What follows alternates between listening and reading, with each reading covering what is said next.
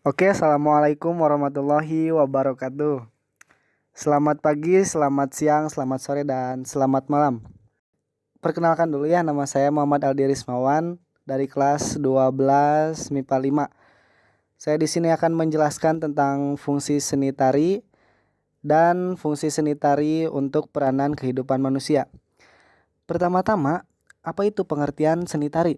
Seni tari merupakan seni yang mengekspresikan nilai batin melalui gerak yang indah dari tubuh atau fisik dan mimik wajah.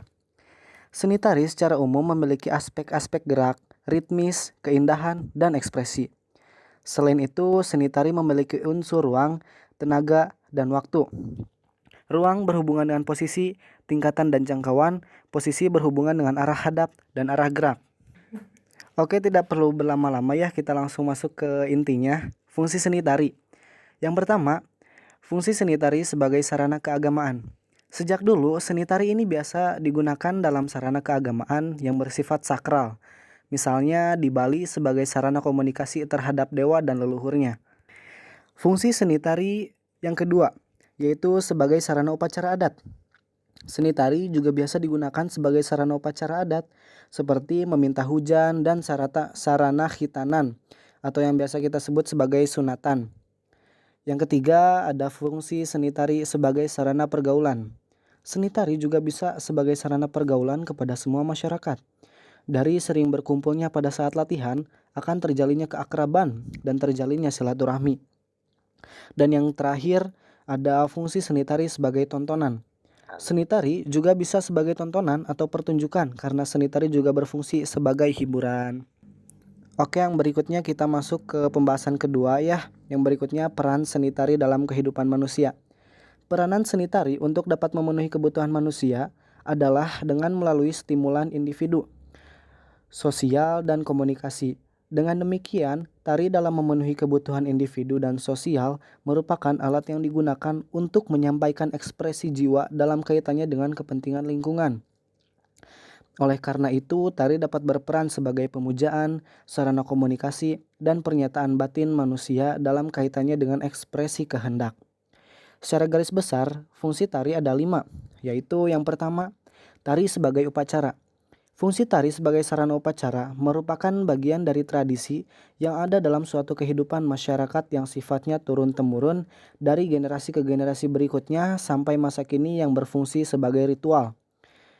Tari dalam upacara pada umumnya bersifat sakral dan magis. Pada tari upacara, faktor keindahan tidak diutamakan. Yang diutamakan adalah kekuatan yang dapat mempengaruhi kehidupan manusia itu sendiri ataupun hal-hal di luar dirinya. Tari upacara dibagi menjadi 2, yaitu tari adat dan tari agama. Tari adat. Beberapa contoh tari upacara adat adalah Bedhoyo Ketawang, penobatan raja, Gembyong Karonsih, dan Gatot Kaca Gendrung atau adat perkawinan, Kuda Lumping, Jatilan atau seni tontonan rakyat, tari Sekapur Sirih untuk penyambutan tamu agung, dan tari Rangguk dari Jambi untuk persembahan untuk tamu biasa. Yang kedua ada tari agama. Tari upacara agama adalah tari yang diyakini memiliki karismatik khusus. Apabila tidak dilaksanakan akan berdampak kepada peri kehidupan selanjutnya. Tari upacara agama memiliki tradisi khusus. Dilaksanakan dalam konteks yang berhubungan dengan pernyataan penghayatan keagamaan, di mana mereka lebih asyik apabila melakukan dengan penghayatan dalam dan bersifat memuja, dan penghayatan persembahan secara total. Contoh tari pendet, rangde, rejang, keris, pasraman, gabor, dan lain-lain. Yang berikutnya ada tari sebagai sarana hiburan. Salah satu bentuk penciptaan tari ditunjukkan hanya untuk ditonton. Tari ini memiliki tujuan hiburan pribadi, lebih mementingkan kenikmatan dalam menarikan. Tari hiburan disebut tari gembira. Pada dasarnya tarian gembira tidak bertujuan untuk ditonton, akan tetapi tarian ini cenderung untuk kepuasan para penarinya itu sendiri. Keindahan tidak diutamakan, tetapi mementingkan kepuasan individual, bersifat spontanitas dan improvisasi. Contohnya adalah tari tayub dari Jawa Timur dan Jawa Tengah, ketuk tilu dari Jawa Barat, gandrum dari Banyuwangi, dan masih banyak lagi. Yang berikutnya ada tari sebagai sarana pertunjukan. Tari pertunjukan adalah bentuk komunikasi sehingga ada penyampaian pesan dan penerima pesan. Tari ini lebih mementingkan bentuk estetika daripada tujuannya. Tarian ini lebih digarap sesuai dengan kebutuhan masyarakat setempat. Tarian ini sengaja disusun untuk dipertontonkan.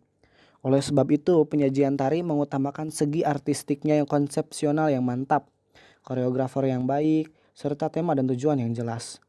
Contohnya yaitu tari piring dari Sumatera, tari ngremo dari Jatim, dan tari gambyong dari Surakarta. Oke, mungkin segitu aja ya materinya, karena udah selesai juga materinya dan saya tutup. Sekian, terima kasih untuk perhatiannya. Mohon maaf bila ada salah kata atau kesalahan yang tidak disengaja maupun disengaja. Terima kasih. Wassalamualaikum warahmatullahi wabarakatuh.